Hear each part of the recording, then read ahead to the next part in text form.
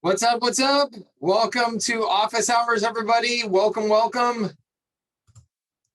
Welcome, welcome, welcome. Happy Friday. Thanks for joining. What's up, Tony? How are you? Good to see you. Awesome, doing really well. Good. How's your new software? Well, actually, that's why I was going to jump on. I was going to mention it to you. So it's kind of funny because you kind of fit into this in a sense, because I don't know if you remember, but we met, gosh, 8 years ago in Denver. Yeah. At local was a local marketing summit. Local. Yeah, exactly. I remember you saying on the stage, and I was totally in agreement because I was trying to figure out all the way back then, but you're like, software is going to eat agencies. I was like, you are 100%, because I was coming from that world, because I had done some major stuff with some like Ford and GM and places like that. I was like, I gotta create software. So I tried to do it in the local space, couldn't really get traction. And then I kind of stumbled upon this, the podcasting market, as you know. And so we're launching in May, and we have 100 joint venture partners already, major influencers in the podcast space. So I love it, man. That's exciting. Good for you. Yeah, so I'm super excited. I will send you the link if you want to learn about it, because there's the guest side too, which might be something that you might want to look at. So I love it. Yeah.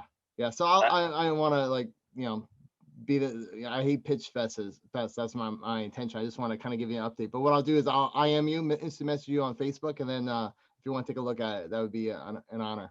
That's perfect. I love it. Thank you so much. Yeah. Awesome. Well, congratulations. I love hearing stories like that. I will only take 50% credit for all of its success. Yeah. That's awesome. Good for you. Well, I love it. I'm excited to hear. I think it's a brilliant opportunity, and I'm sure it's going to be a success. So I look forward to keeping my eye on it. Yeah, I'm wrapping up the webinar now. So what I'm going to do is a webinar to a 2-week trial. Nice. Yeah. Good.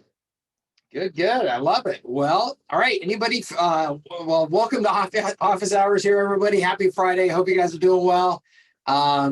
Many of you probably already know the routine. These are Q&A calls, 100% Q&A calls. So I have nothing planned for you in terms of training or anything like that. So if you have any questions, you can type them in if that's better for you. And then we can also unmute you and we can chat. So if there's anybody that wants to get on camera or get on the mic here, and we can do a little chat as well. So feel free to fire away and let me know any questions that you have, and we'll get rolling. Welcome, Jason, Richard, Sam, Howard, Barton. Good to see you. Don, Bob, Hafiz. Am I saying that right? I hope so. Jason, Lance. Good to see you. Good to see you. John asked, "What was that you were doing, Tony?" Yeah, there we go. Launching a SaaS to help make podcasts profitable for hosts and guests. Yes, I love that opportunity. You will see, if you have not seen today, here, I'll just go ahead, and since we don't have any questions right now, I'll go ahead and promote something similar. If you haven't seen my emails yet on this, you will see them. Mike, you talk about Conversion? Yeah, Conversion AI, man. This is pretty sweet, huh? Oh gosh, it is sweet. I just put the link in there for everyone. That is an affiliate link, so I will get a commission if you choose to invest in it through me, which I always appreciate. But this is a perfect example of what Tony just said. Software eating agency. And don't get me wrong, there's always going to be a role for people to help people. But the way that you go about that, anybody who follows me knows that I'm a big believer in it should be as productized as possible, leveraging technology as much as possible. And Conversion AI, I think, is just a great example of where some of these things are heading. It's a, artificial intelligence tool that writes copy for you. And I've seen a lot of these types of tools come and go here over the last few years. And I shouldn't say come and go. Some of them are still around and I think probably doing just fine. but this is the first one that I found where I felt like, oh wow, you can just kind of feed it almost free form any copy that you want, and then have it spit out a better version of that, multiple variations of that. And then the cool thing that I'm really impressed by with it is that it's essentially they teach you a process. So take the first round of copy that it kicks out, take the things that you like from it that you feel like are a good fit, put it back into the engine, let it spit it out again, and that it will keep learning and refining based on what goes in there and the inputs. It's really impressive. So yeah, it's called Jarvis. Yep. It's one of those tools where your mind it just kind of goes, oh wow, like this is what's coming. Because I was a little bit skeptical when I sat down with it, just because, like I said, I've tried a bunch of those tools, but this is impressive. Don says, what are the pros and cons of using a pen name for a book or course?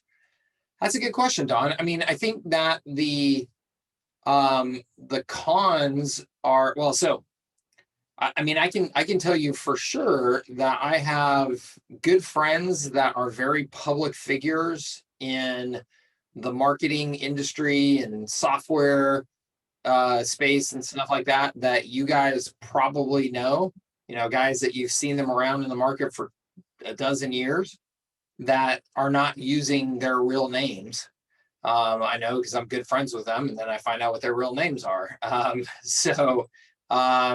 Yeah, Bob Ross is one of them. Bob Ross is kind of an obvious one, but there's a bunch of them that are not so obvious that are using pen names. So I think, the pro of it is that you can maintain some privacy. So if that's a concern for you, you can do a little bit better job of locking down some privacy issues. Of course, if anybody's determined enough, they're still going to be able to kind of track you down. But I think that's probably the primary benefit in my mind. And I should say actually a couple more things. So one is that privacy issue. Two is there are also some smart marketers out there who create multiple versions of themselves, if you will.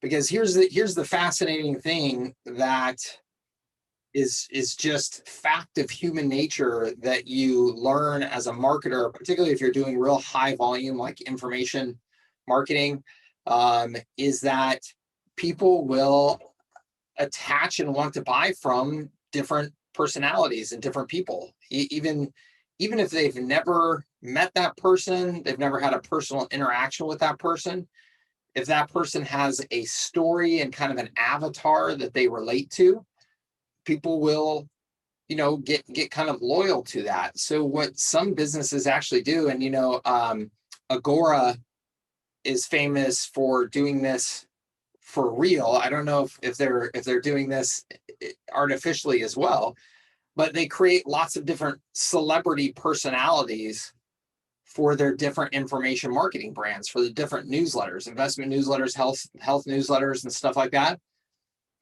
You all and I assume that those are real people, but I know for sure that there are cases where those are not real people. They just created a marketing avatar to be able to market to a niche audience in a more effective way. If Mike Cooch tries to market to, I don't know, 55-year-old women who are interested in whatever hobby, I'm probably not going to be very effective at that because I'm not interested in that hobby and I'm not part of their crew and, whatever, right? So I could create an avatar of another person, give her a name, give her a picture, give her a background story, all that type of stuff, and then market to that audience using her personality. So that's another possibility, Don. I can tell you it's real. Like when I did Paloha, my essential oils business, the biggest reason that business ended up not doing well in the long term was because I was not a part of that audience and I held on to the business for too long. What I should have done is sold it or handed it over to probably, not to be sexist, but probably a woman in that market to let her run it. Because we built up this big community of buyers very quickly, but they are absolutely fiercely loyal to the whole essential oil cause and lifestyle and all that type of stuff. And I was a complete outsider. I could have cared less. I was just like, I can get you really high quality organic oils for cheap. That was all I cared about. And so, we actually had a woman avatar as our primary voice of the company. But what we should have done is ended up transitioning that to actually, somebody who really cared about the market. So it's a real thing. Your buyers sense that. Your buyers want that connection. And that is true more and more in today's world, where we have so many choices, right? I can buy my products.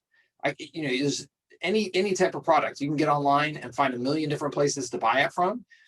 People buy still from personalities and brands that they connect to on an emotional, personal level.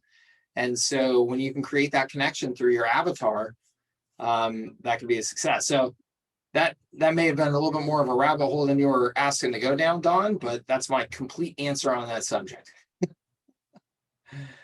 Mike, Right.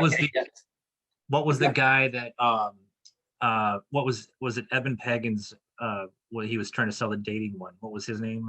That's right. Gosh, does anybody remember the name that he used? Evan Pagan's David D'Angelo. Yeah, Yeah. David D'Angelo. There you go. That's right. That's awesome. That's old school. Anybody remember Rich Jerk? Mm-hmm. Yeah. Oh yeah, Rich Jerk was huge. Well, Kelly Felix.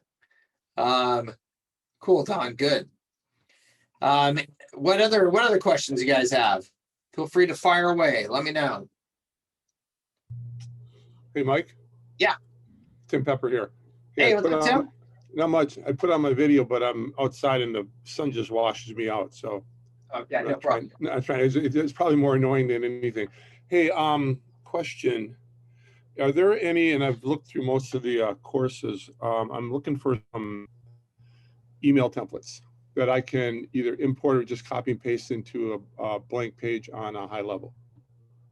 So what I have is email frameworks more than I do have templates. I guess that's a better name. Yeah, frameworks. Yeah. So unless you're talking about specifically for like local marketing sales, and then I have a whole bunch of templates for those that are written out, specific templates. If you're trying to sell reputation services, your reputation sales emails. Right. So there's a bunch of those. Those are in your agency funnel fillers content, which I'm happy to get to you if you don't track that down easily. And then in leverage selling, Tim, is where I have email. Like I said, they're really frameworks because they are designed for anybody to use. And so what they do is they essentially give you like major messaging blocks within an email. So third email in this series should include, a call to action, a proof statement, and a risk reversal statement, Great. That type of thing. Yeah. So that way they can be used for pretty much anything. That's And it. he I'm used conversion AI. just some content to get my brain going and, starting point. And, why duplicate? Exactly when what I you've already use put some for. work in? Yeah. Yeah, it's exactly how I use them too, Tim. Rather than sitting down and thinking, okay, I got to start from scratch, much easier for me if I've got some frameworks and I go, okay, email number one should be this, and then I can just kind of grab those chunks of copy and put them in there. Okay. So leverage selling, and what was the other course? Funnel fillers. Funnel fills. I think I got it both. So cool. Yep. All right. Thanks, Mike. You bet. Does somebody else have a question there? I have a question. Yeah. Mike, yeah, my name is Jason. Hey, Jason. Hi. So I was actually watched a presentation yesterday regarding your newsletter program. Yeah.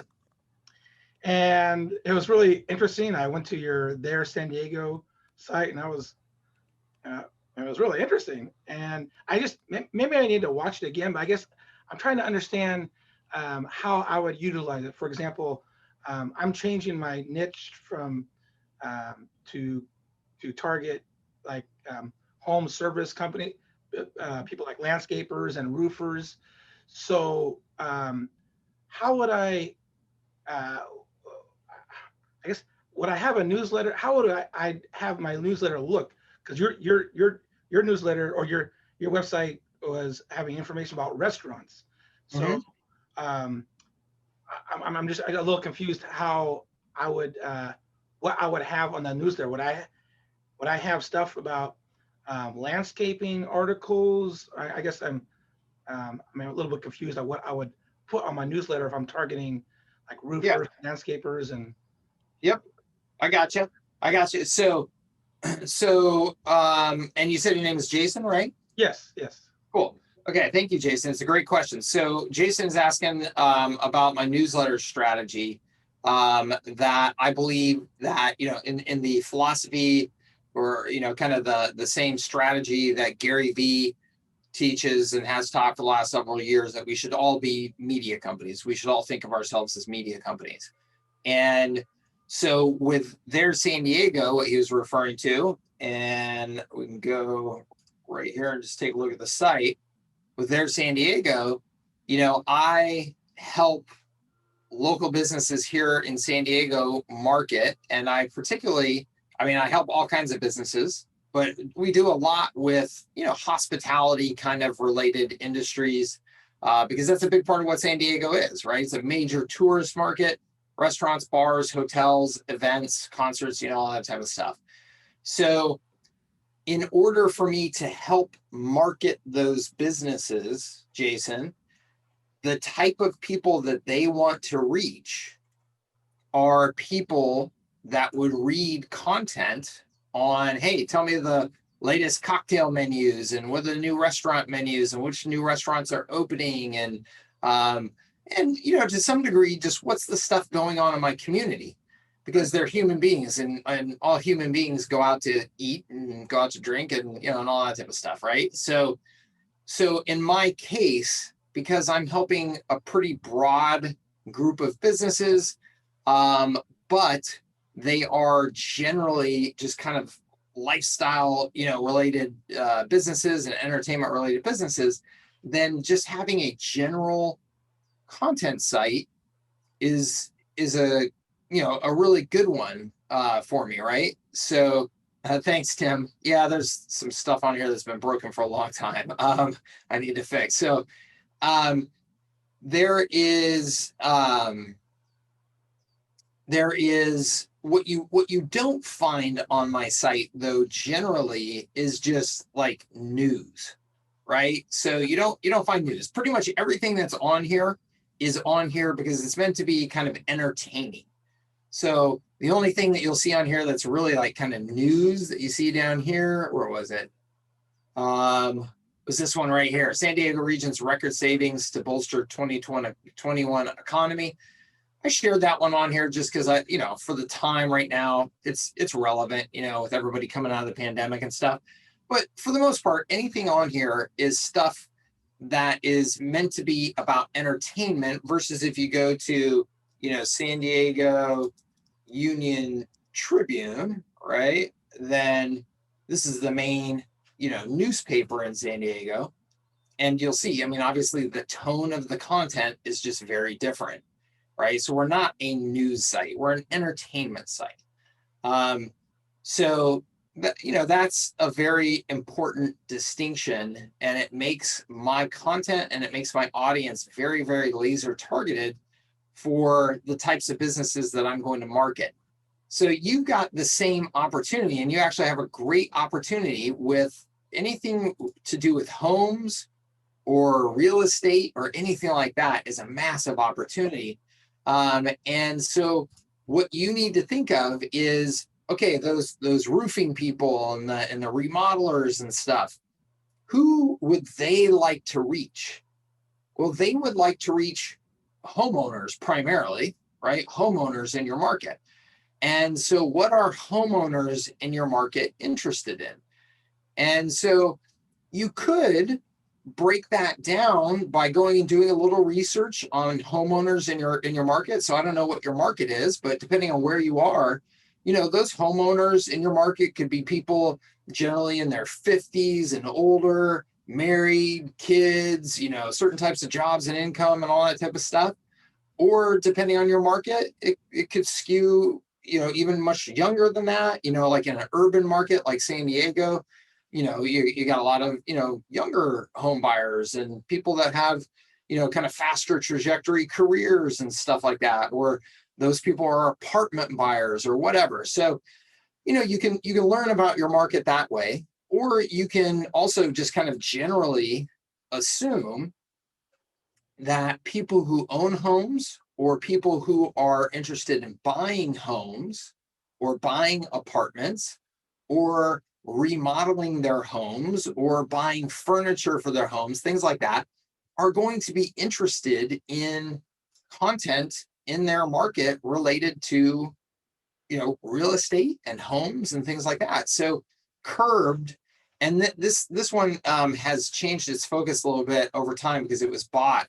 But Curbed is a email newsletter and site, kind of like their San Diego, but it's been entirely really focused on real estate its entire time. So you can see here, you know, up here it's got cityscape, design hunting, real estate. So it's pretty much all focused on things that are related to your home, related to design of your home, remodeling your home, buying homes, you know, how much are homes in your market worth? What are they selling for? All that type of stuff. And there are tons of things like this. So let's do like San Diego lifestyle, you know, magazines. Let's just do that real quick, just to do a little bit of research. So here's some good examples. So Ranch and Coast magazine. So this is going after, you know, specifically luxury buyers. And so you're going to have, it's a lifestyle thing. And so you're going to have some stuff that's just related to restaurants and having fun and going vacation and fashion and stuff like that. But you're going to see if you were to subscribe to this, let's see here, you would see a lot of content in that they send out is related to, you can see here, like home design, real estate. So there's a lot of content that goes into this that is focused on, hey, here are the hot interior designers in San Diego right now. Here are the hot backyard remodelers. Here are the hot kitchen remodelers. Here are the best places to get luxury furniture. So this site, if you're a luxury homeowner in San Diego or want to be, you are reading this. And if you are selling any sort of products or services to luxury homeowners, then you are interested in advertising in this, right? And so the same could be said though for every type of market. I mean, obviously this is luxury, but if we go back to that search that I did, we'll probably find some stuff that's a little more down market. So like San Diego, where was that? San Diego Home Garden Lifestyles magazine. So, oh yeah, that's right. This one just closed. They were a print magazine primarily, and they didn't survive the pandemic, unfortunately. But the online version of it, if they're smart, should survive just fine. They should just be focused on building out a newsletter like I'm talking to you about doing. But you can see this is a little less luxury focused, a little more normal, you know, mid-market type of thing. Yeah, so these guys are throwing in the towel completely. So what this says to me is Mike should be starting up a San Diego real estate newsletter real fast, because this is a market I've been tempted to jump into anyway, and that says to me things just got more open. And this is, gosh, I'm telling you, I know I stressed this in my webinar with the you know, the ease of this. Like it really is just easy. So let's see here, but we could do, you know, San Diego real estate news. And there's going to be These are probably going to be people who are, really directly, here you go. San Diego real estate looks like a relatively major section of the San Diego Business Journal. So this is probably going to be more commercial. And then let's see here, like San Diego, home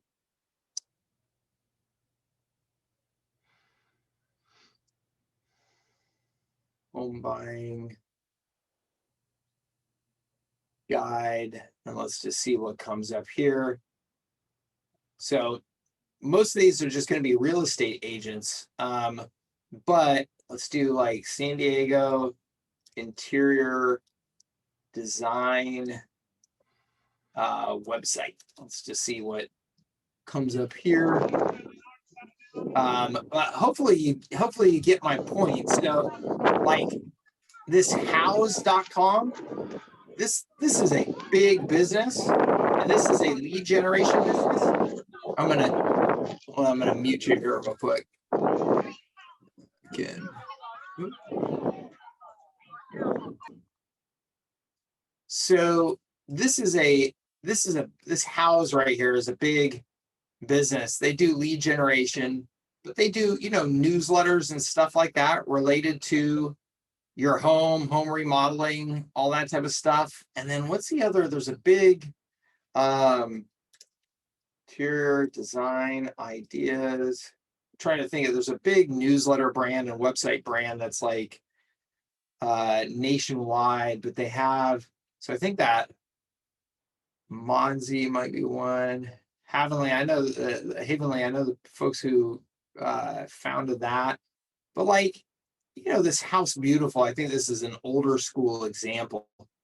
Yeah, Tim says houses raised over 600 million bucks. Woof. So, this concept though, this House Beautiful, these are major traffic sites. These are major traffic sites. People love to read about real estate and ideas for decorating their home and stuff. So a local version of this type of thing will absolutely kill it. A local version of, hey, here's what's going on in your market related to real estate. Here's who the top interior designers are. Here's, whatever. Those are just awesome newsletter opportunities.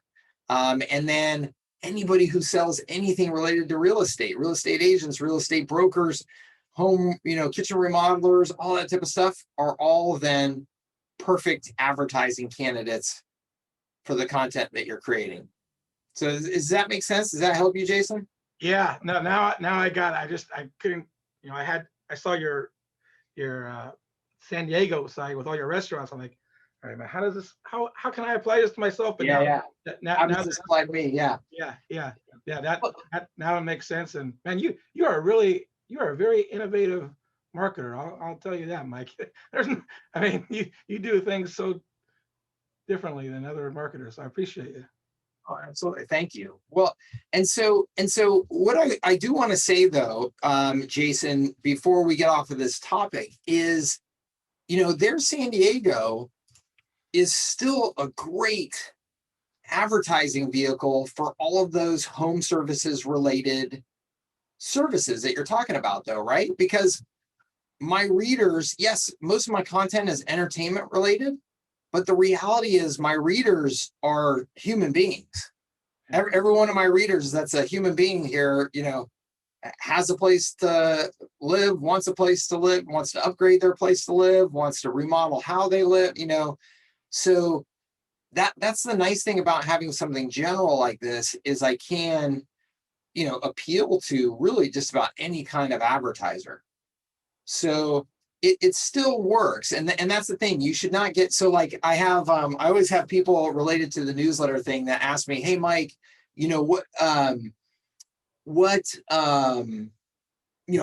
I serve dentists. How would this newsletter concept work for dentists? Like nobody wants to read a newsletter about dentistry. Yeah, you're right. Nobody wants to read a newsletter about dentistry. So for Pete's sake, do not create a newsletter about dentistry because you're right. Nobody wants to read that. but every human being that reads any newsletter in your local market has teeth and needs a dentist. So if you're putting out content that attracts human beings, then you're going to be a great place for dentists to advertise, right? Dentists, I mean, that's a tough advertising business other than just, doing local postcards and, and things like that.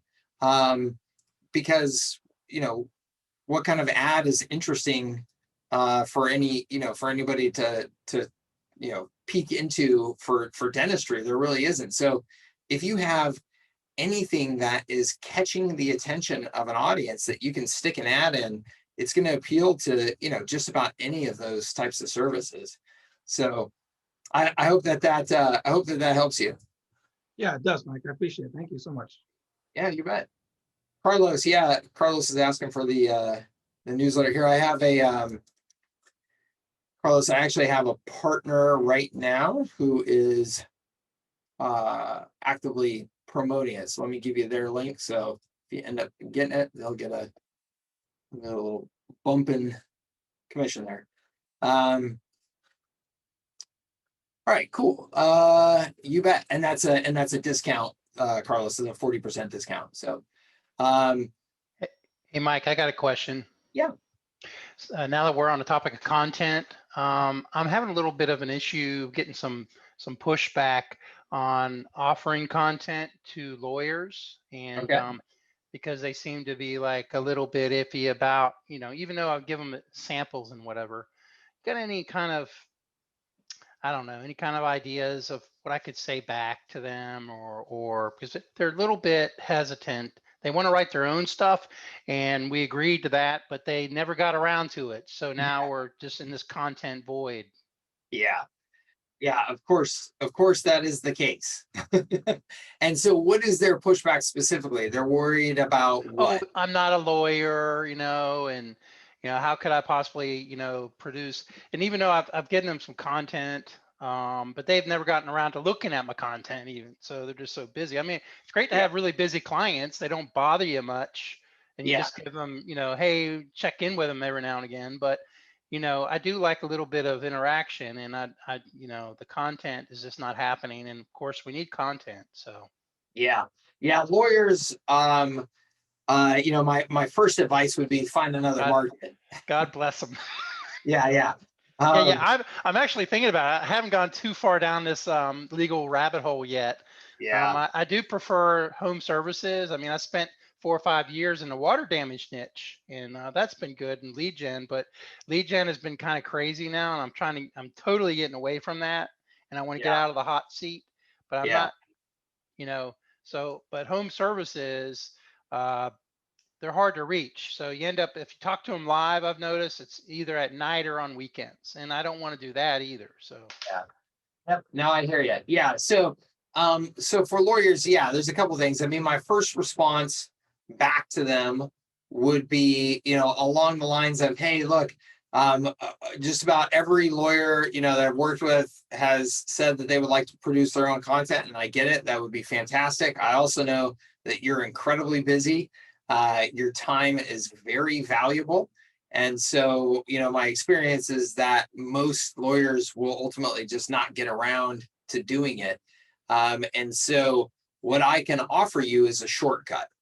So you may not think that my content is perfect, and that's okay, because that's not my goal. My goal is to get you a shortcut. So you should look at my content that I give to you as 85% done. And then you can just spend a much smaller amount of time getting it from 80% done to 100% done.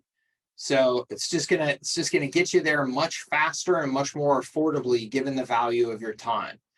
So that's one approach. And then a second approach, of course, like you said, is, hey, look, let me do, the first couple of pieces of content for you at no cost. If you like it, you stick around. If not, no sweat. But the other thing is, there may be some lawyers that say, hey, I don't want to have to write even the last 15 or 20% of content. I want you to write all the content. I just want it to be good. Then then you just have to get to like the quality control issues. So one, I hire people with legal backgrounds to write the content. Two, the content is all reviewed by you. You have a review process before it ever goes out the door. So if you have any feedback on the content and how we can improve it, we'll take that feedback and work on it, or you can modify it before it goes out, that type of thing. So those are the reasonable pitches to make. And then honestly, like if somebody's not buying on those, I would just move on. I would not be continuing to sell to that lawyer. I've run into this like 4 different times already. I mean, I have one lawyer as a client, and I've almost gotten 3 other ones, but it just didn't work. So they seem to want to be the expert of everything. So I can't really, I'm not trying to be the expert, and I'm not claiming to be the expert, but I am someone that can put pieces together of, help them with their solutions. And so I'm just kind of, I don't know. I'm just kind of torn. I might have to, kind of like Howard, I might have to I got most of the framework there. I just need to go maybe change it up to maybe a more appropriate niche. I'm not sure. Yeah, I was gonna say, Bart, I mean, to be real, just frank with you about that market, there's a number of factors that are really working against you. One, typically the far majority of law firms do no sales and marketing in terms of what you and I understand as sales and marketing. They do cocktail hours and mixers and showing up at events where there's other, major prominent people, and sponsoring the museum art show, and and going and being able to put on their fancy suit and welcome everybody to the new museum art show sponsored by Bart's law firm, and that's marketing to them. And when you suggest to them that they have to sell, it's like they get hives because I'm a lawyer, I'm not a salesman, Right. that type of stuff, right? So there's a lot of ego. There's a lot of, they are just naturally very incredibly risk averse, the far majority of them. They're always just looking for the downside. They're always looking for, what's the risk in this? How do I get burned by this? Because that's their job, is to look for those things. Yeah. And then the combination of all of those things, when you think about, almost all lawyers are essentially free agents. Their careers, that's the way they think about their careers. I'm at this law firm right now, I'm building up my book of business, but as soon as that law firm will take me and let me move my book of business over there and give me a higher salary, I'm gone.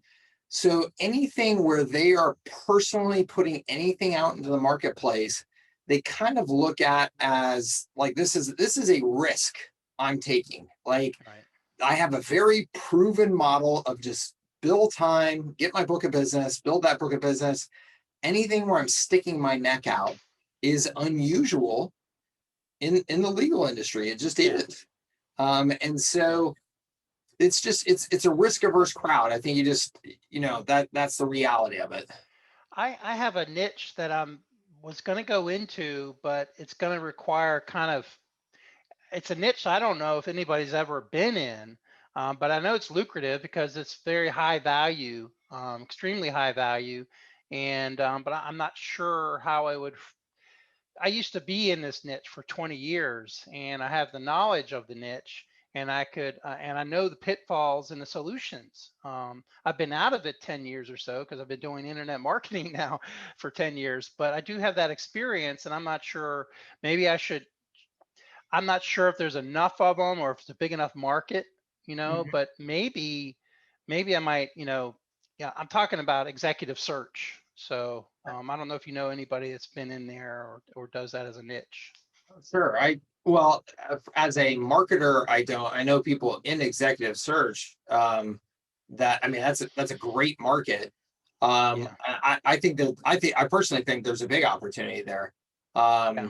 So, for what it's worth, but, Well, they're all salespeople. Usually it's a boutique type, there's one guy that owns it or a couple partners, and there's probably 10 to 20 headhunters working on commission. So I think the go high level follow-up sequences and everything would be for sure. perfect. And Oh, for following sure. up on text and SMS and stuff, but I don't know how you could not be successful in that niche in some way or another. If you're adaptable to your offer, just because Mhm. it's so high value. I mean, those people make so much money that Yeah. if you do anything for them to get them any boost in sales, it's going to make them a lot more money. So I personally think it's a big one. And there are actually businesses out there who do content marketing and stuff like that for executive search. So if you do a search, you'll find some things that are out there. So, but that's good. That's a good sign. That means, there's an Back to opportunity the there. drawing board. But Yeah. yeah, most of I it's would drawn, personally- yeah, I would tell you, I would personally go after that market 1,000 times over law firms personally. Yeah. Yeah. That's just, I that's don't know. I like preference. doing things the hard way, I guess. I Yeah, don't yeah. know. All right. Thank you, Mike. Yeah, you bet. Kathleen, if you have Local Media Launch Accelerator, then you have the full program for the newsletter. So, yep. What else? What other questions? Mike, can I ask? I'm not sure how to do this. Do we raise our hands here or do we just Yeah, turn that's in? Or? that's fine. Go for it. Yep. Right on. Oh, how's it going, man? Thank you so much for hosting these Absolutely. Thanks for being here. and for all of your insights, man. I jumping at the opportunity to pick your brain is awesome. I'm wondering, do you have a recommended, like, do you have a preferred? Because I know at one point when, forgive me, I'm not even sure if this is okay to ask, but like, are you still doing the local marketing thing? Are you doing things with local businesses still, or? Yeah, through okay. Their San Diego, through my media property. Yep. Okay. What is your, because from when we spoke last, I remember you saying that you have a different philosophy now. So what is your either recommended or preferred promotional or lead gen strategy now? Like what's the, I'm going for your insights on what you would recommend people start looking to, obviously taking into account different stages of your business. Like, if you don't have a big budget or versus scaling it up, versus what you should parlay into or whatever. Did that make sense? That was a long Yeah. question. Are you talking about local prospects in particular? Yeah, like part of what I'm doing right now is like I'm a one and done guy. I'm a guy for hire, right? So, I work right. I'm trying to shift my mindset into scale. That's what appeals to me about the stuff that you espouse, but it's hard, man. It's not, there's stuff about it that's like, man, God, because I thought I had something a little while back, but I was flailing a bit. And I was like, man, this is not working. So maybe it's because of the stage of awareness. Maybe I just need more time to ramp it up, but that's not. I wasn't getting the immediate results. So so yeah, I guess it's a multi-part question. One, do you have just any high level recommended strategies on, what you'd recommend as far as looking at the attributes for who you're going after, what niche to select, and or the lead gen processes at different stages? That makes sense, or should I just shut up now? In terms of market selection, what's about to happen right here. Some of you know what's about to happen. We're getting the brand new magical digital whiteboard out here real quick. This is my new toy. Busting out the whiteboard. Yeah, this is my new toy. So let me just show you here real quick in terms of market. Is that the Google one, or what is What's that? that? Is that the Google? No, this is from a company called Vibe. And I love it. So in terms of how to pick your niche, this is the thing that I would share with you that, kind of encompasses, I think, all of the thoughts in determining. And so, all of these are overlapping, right? The size of the market and the growth rate of the market. The size and growth rate of the market are incredibly important in terms of, can I get in there and have success, even if I'm not at the very top of the game? It's just reality. A rising tide lifts all boats. This is why guys in the stock market in the 80s were geniuses and became millionaires, even though they were a bunch of doofuses that were just doing cold calls. It was the market, right? It was an incredible product, an incredible growth market, spurred on by government decisions around investments and all that type of stuff. Anyway, so are there accessible channels to reach my potential customers? What I mean by that is, has somebody already gathered that audience so that I can easily reach them? So is there a trade show I can sponsor? Is there a newsletter I can run an ad in? Are there podcasts I can become a guest speaker on? Can I target them easily on Facebook or LinkedIn or whatever it is? So accessible channels, proof of success. That's what I was just asking, Bart and I were just talking about. Hey, is there somebody in that market that you can say is successful doing what you're thinking about doing? Because if that's the case, it can be done, right? And then it's just a matter of execution on your part. But if there's somebody doing it, it can be done. If you look at any market and you can't find any proof that somebody is doing it already in that market, that's a warning sign. Might feel good because you're like, oh, I'm going to be the first. Being a pioneer has a lot of risk associated with it. I'm not saying it's a bad thing. I'm just saying you have to go into it with your eyes wide open. Do you have a winning strategy? We talked about this on our call yesterday in a different group. This is so critical, okay? This is so critical that just to see a market, see success in a market, and then just go throw yourself into it is not a recipe for success. If you go out there and just do what everybody else in the market is doing, there's really no reason for you to exist in the marketplace. The marketplace already has that the customers already have options for what you're doing. So do you have a strategy as to how you're going to differentiate yourself from the competition so that customers have a reason to choose you versus the competition? Okay, that is the essence of business strategy. How do I differentiate myself so that in this market of options, a customer can go, well, there's an option, there's an option, there's an option, and that one looks different. What is different about that? That's how we get their attention and present a different value proposition. And then the final thing here is, who do you want to take care of?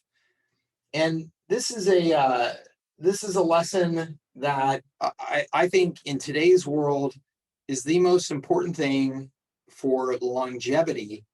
Is if you look at all of these factors, there's dozens of markets that you could find that you could say, well, those are all good options according to all of these factors. Okay, homeowners, lawyers, executive recruiters, whatever.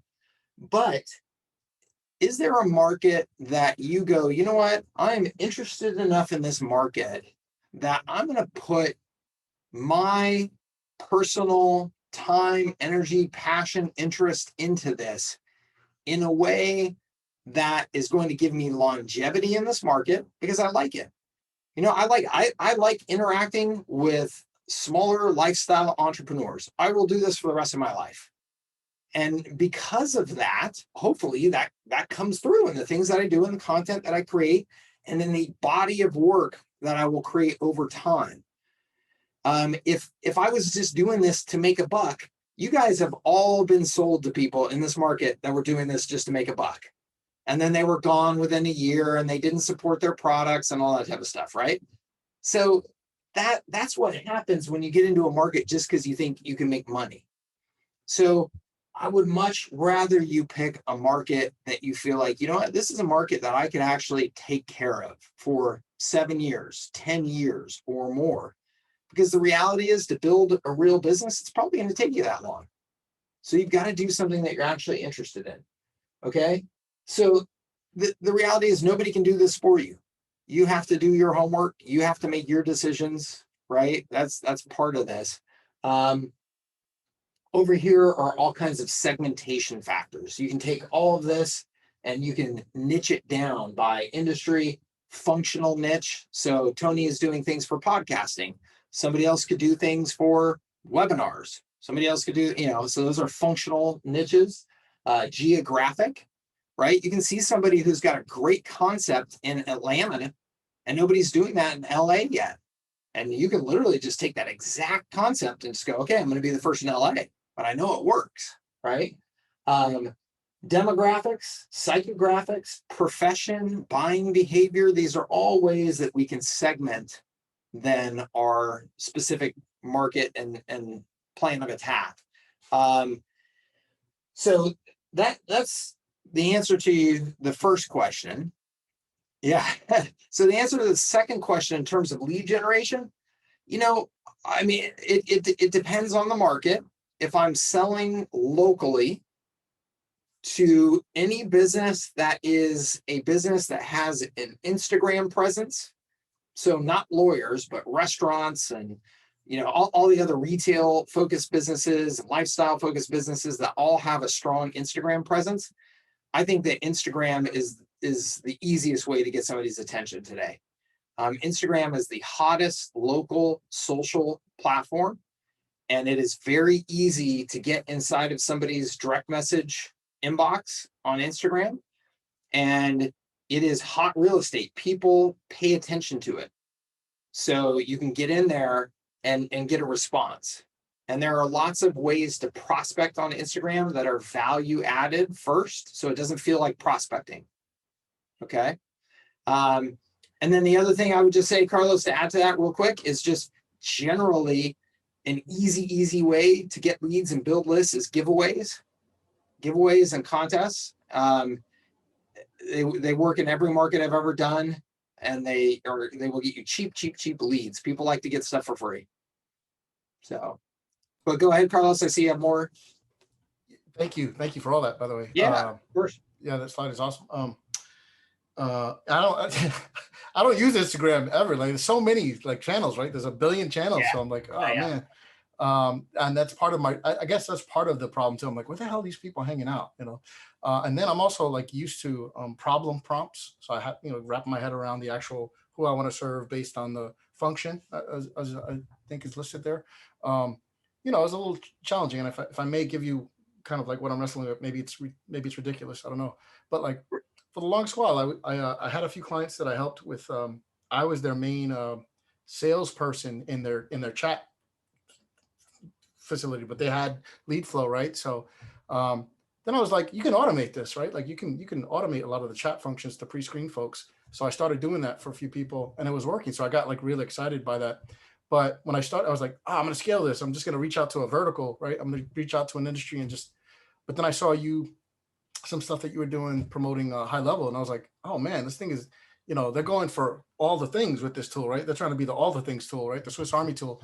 And I was like, oh, so I don't know how appealing this is. And I don't even know who's necessarily needs this just yet. It's going to take me a while to kind of wade through all of these types of folks that could possibly use this benefit to even see that it's a benefit, right? So it's me educating them, which was like, but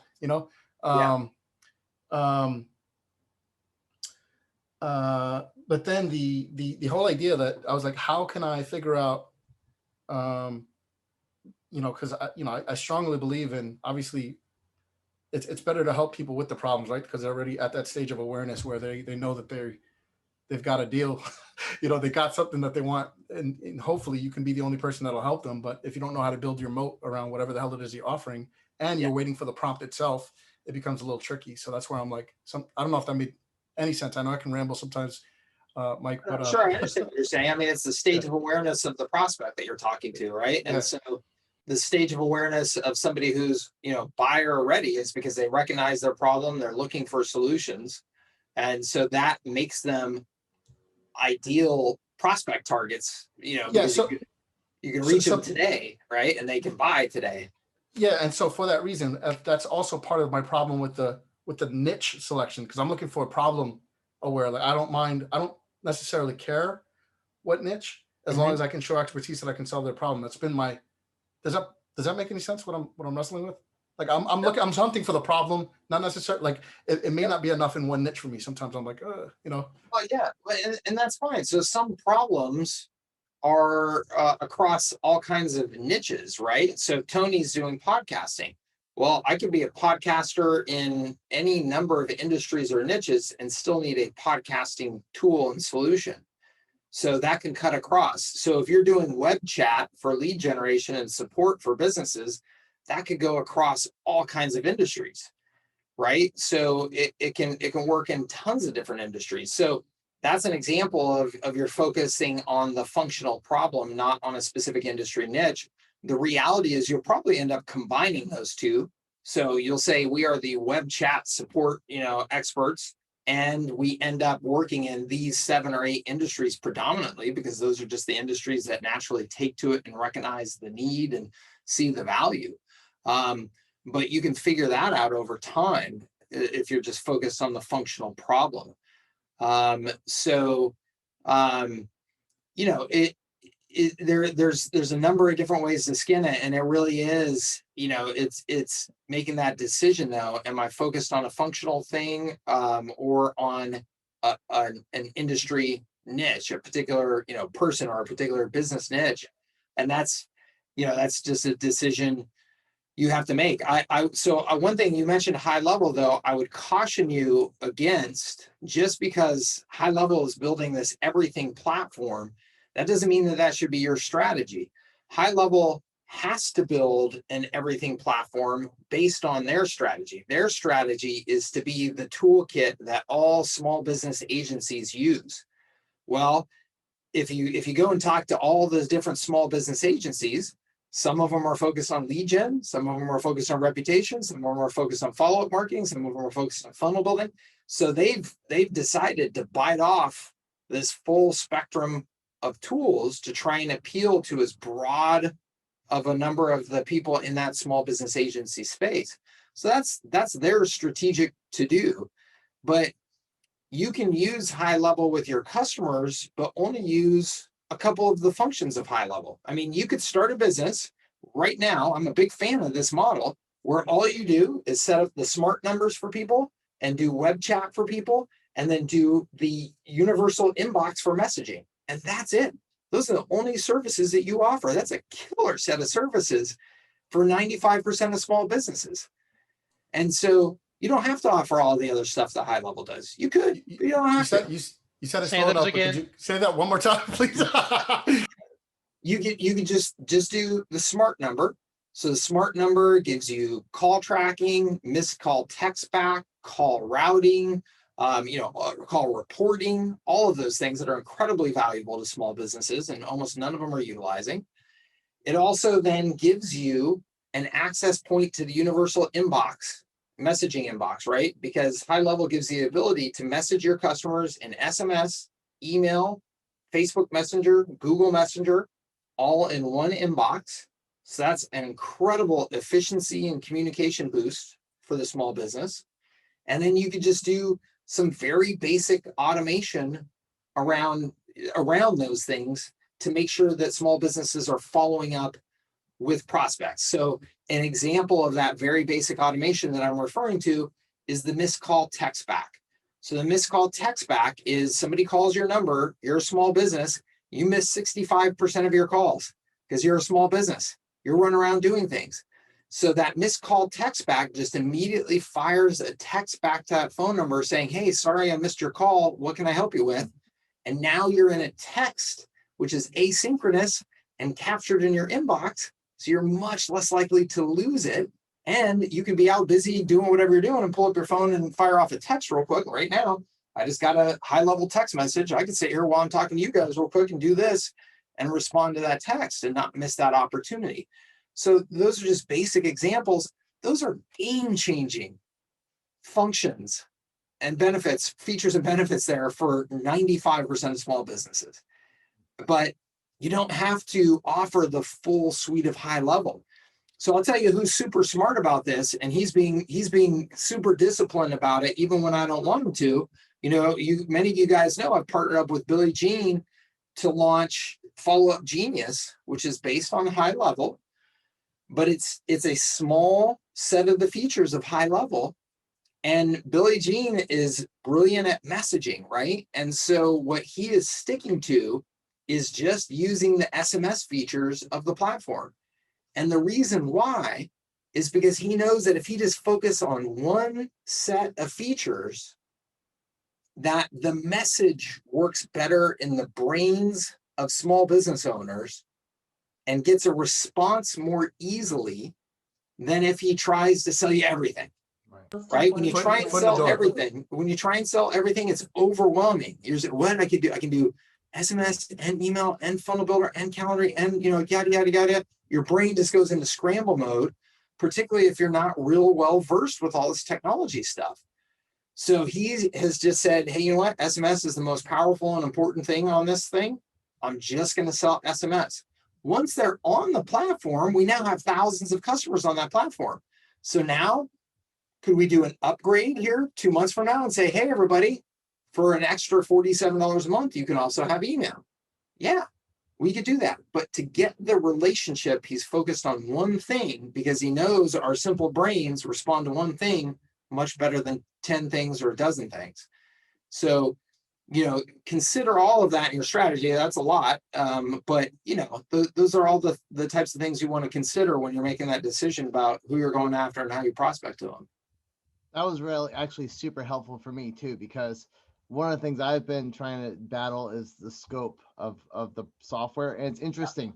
So since you brought up high level, what's your thought from a strategic perspective of the Kajabis, the high levels, the ones that do all in one, as opposed to just going to market with like one specific thing? Because it's a really interesting, you know, going one direction or the other. It's a really an interesting strategic decision.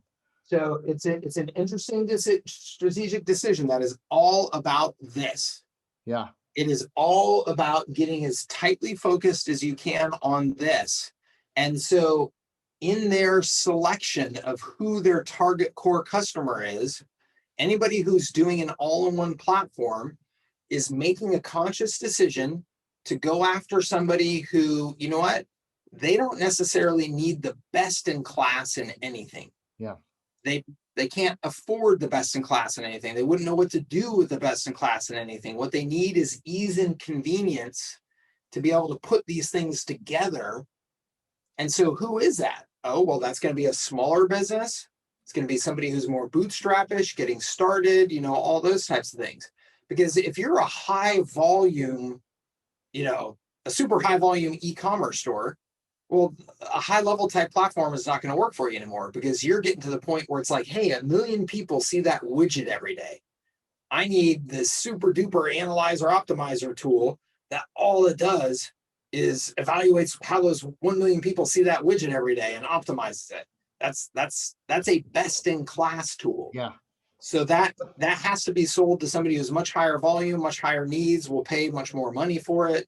You know, that type of thing. Yeah, but you know, there's an interesting paradox though, because the person that needs everything can see it's like you said yourself, they can't get it. And so that's the whole, like, because you look at HubSpot, like HubSpot has done a remarkable job because they have all the different things, but how are they convinced, like how do they educate people? Like it's very difficult to be everything and then make this messaging simpler, or on the flip side to just do one thing. You know what I'm saying? It's a paradox.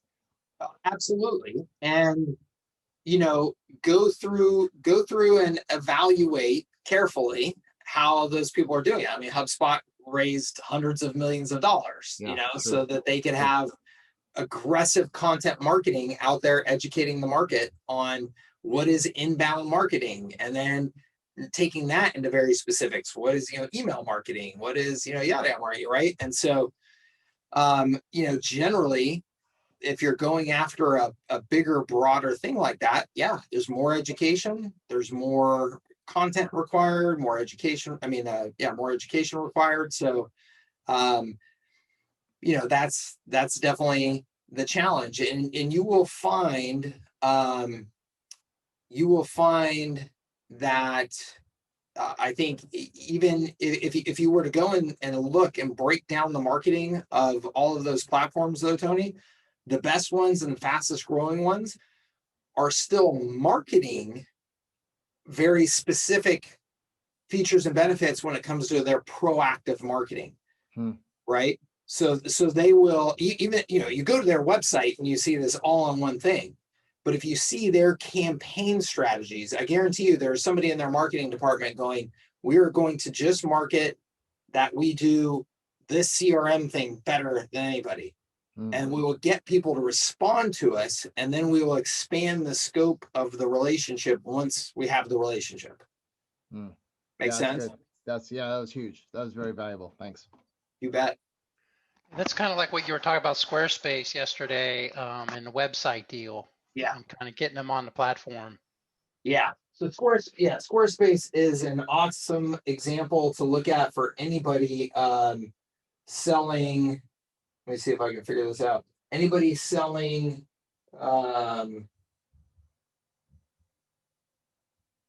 anybody selling SaaS or selling to small businesses? Oh, look at that. There we go. It's right there. Or anybody selling like a big multifunctional tool or anything like that, you should definitely go check out their website. I mean, Squarespace is a SaaS platform. It is a technology platform. But look at how they market. Showcase your products at their absolute best. Right? Look at the messaging here. Sell services. Right? More ways to sell. Sell subscriptions, sell digital content, sell in person. I have yet to see anything that's like really, feature, like technology bits and bytes, right? Not complicated. Yeah, it's all how to start an online store. Find a template and start your free trial. I mean, it's all just like this very slippery slope of, get me in here and speak to me about issues that I actually understand and care about. And I think one of the most instructive things about this site when it comes to the small business marketplace that's really interesting is look at the number one problem that they're going to sell to. I mean, you have everything you need to grow online there, but look at choose your website template, create a website. This is still just like a massive problem for most small businesses. How do I just get a website up that doesn't look terrible, right? And this is a SaaS platform, and there's all the technology and all the cool things once you get in there, and you got to get in there and press buttons and configure things. But look at it. It's just all about start with one of our templates, get started now. It's a slippery slope into then the technology platform. Yeah, Carlos, go ahead. That's like a function right there, right? That could be a service. Like I'll help you with your Squarespace platform or your Wix or whatever. Thinking of which, do you guys find that do you find that you're switching people or converting people from a thing to high level? They're using WordPress or whatever, and they're switching over to you guys, or is it like an add-on that you're finding a lot of people are using? Or does that make sense? Yeah. So what I teach people is, again, that you're not selling high level. You're not selling the platform. You're selling one of these benefits. You're going to stop missing so many opportunities with your prospects. But if they're already using a system or a platform of sorts, what's happening there? Yeah, so then that would be it depends, so it could be running in parallel with that platform. It could replace a platform, it just depends. For me personally, I stay as far away from replacing anything as I possibly can. I don't want to have a conversation with you for you to have to buy my stuff. I mean, honestly, like that is the way I think about it. Like if it's that complicated that we're having to like sit down and go, oh, I have this software and that software and this software, and can you convert these things over to these and transfer this over there? Whoo, man, that the price point of whatever I'm selling just shot way through the roof if I'm having to deal with any of that, right?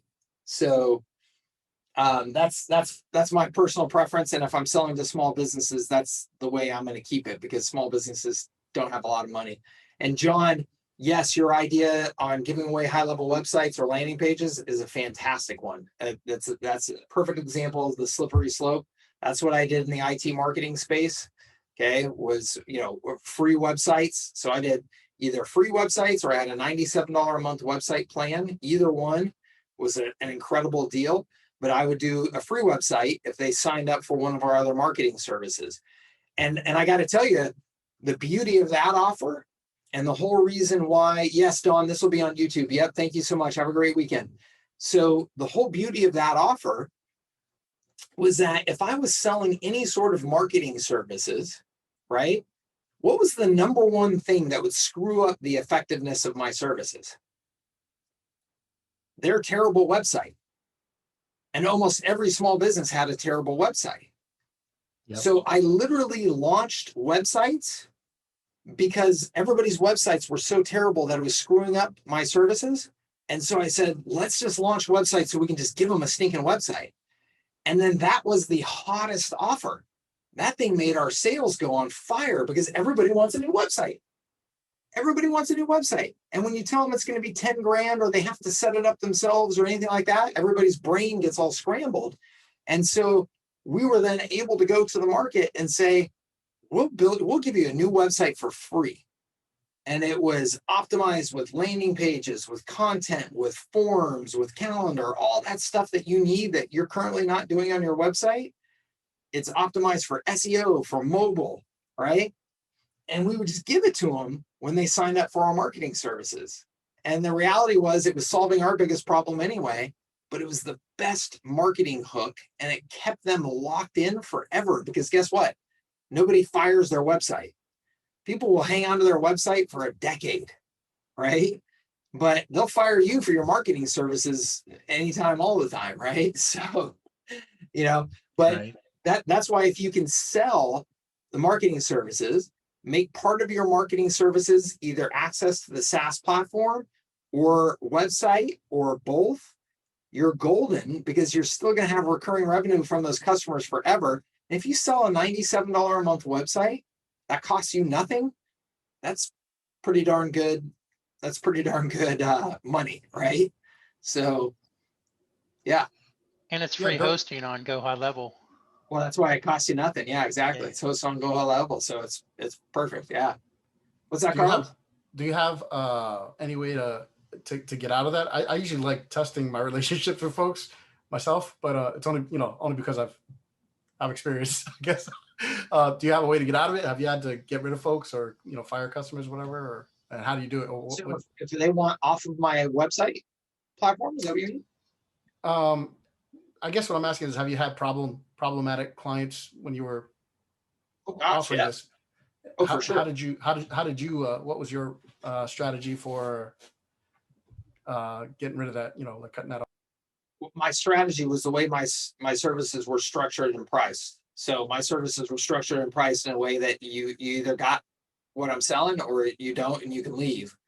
And that's just a decision I made that has all kinds of pros and cons. But for me, the pros far outweigh the cons, which is I'm building something very scalable and structured. I know it's not for everybody, and so if it's not for you, no problem. You can go find what is for you, but I'm not changing my services to fit, your mood today and that guy's mood tomorrow. And, so because that's not scalable, that will kill my business. I hope I'm not alone in this, but yeah, that's usually because, like what you just said, if the price is going to shoot up, maybe my personality or because of the way I'm doing things, I would easily get like tempted by that. That would be something I'd consider. I'd be like, Listen to me. You are not alone, Carlos. I can tell you that 97% of the people on this call who are any sort of service providers, their number one bottleneck to growth is right up here in their noggins because they are service providers. And they think that when a customer asks for X, they have to figure out a way to provide X, or else that customer is going to be mad at me and fire me and go away and yada yada. And so they spend all their time trying to solve that problem instead of creating scalable offers and putting their offers into the marketplace and saying, this is what I have. Come and get it, right? The right customers, come and get it. The rest of you, there are other services and service providers out there for you. You're never going to be all things to all people, but that's the way the majority of service providers behave. And that's why they don't have scalable businesses. They have, jobs. So. Like, so with the Go High Level and then WordPress integration, now if you say, hey, it's a free website, and that's what I say, if you're just charging $2 or $3.97 a month, free website to your content, now you can even just still have it on their platform. They own their website, but you own the content. So if they go away, you just hit a button and kind of pulls it away. If they still have their website, but you're the engine behind it. You're saying that they would continue to use whatever their WordPress website or whatever it is?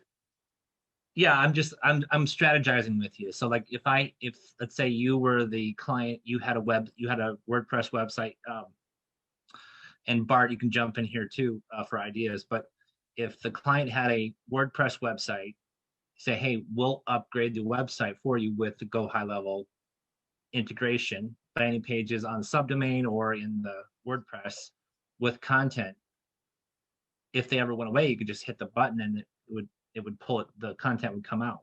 Absolutely. So yeah, with Go High Levels integrations and more to come here, there's going to be all kinds of ways that you can integrate your services from the Go High Level platform onto somebody's WordPress website. And then yes, if they ever go away, then yes, all of that gets turned off and yanked away from them, or they have to continue paying you on a monthly basis for sure. And it will be very compelling. So yes, with the WordPress plugin, it's amazing.